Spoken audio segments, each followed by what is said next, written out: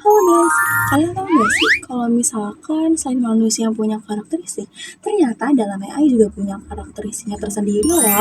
Kira-kira apa saja ya karakteristik dalam AI? Yuk kita belajar. Nah, karakteristik dalam AI itu dia ada 4. Yang pertama adalah acting humanly. Acting humanly ini berarti dia bisa bertindak layaknya manusia. Sistem ini bertindak layaknya manusia, misalnya chatbot.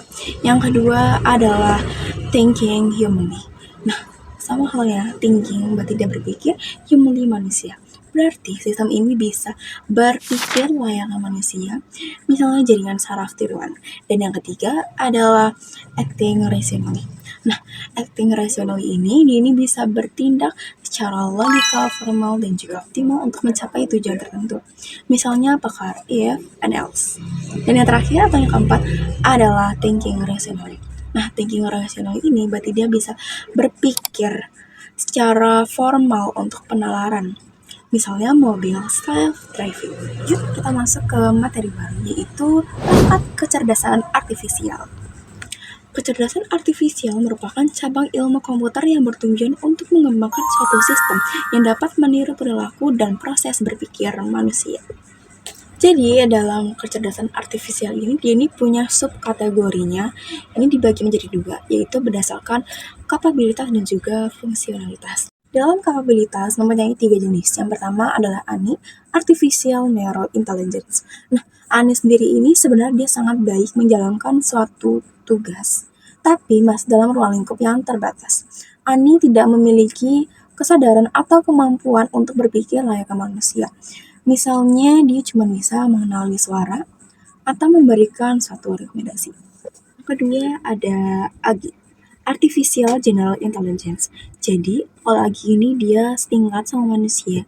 Dia ini yang bisa mengerjakan berbagai tugas yang dapat dilakukan oleh manusia.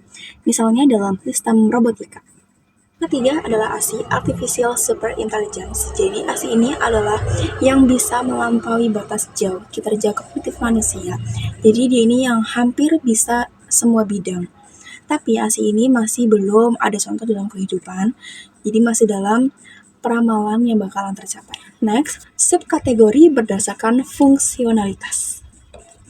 Berdasarkan fungsionalitas, di ini ada 4 jenis. Yang pertama ada reaktif mesin. Nah, reaktif mesin ini dia yang tanpa memori, jadi dia ini tidak memiliki kemampuan untuk mengingat atau membuat memori.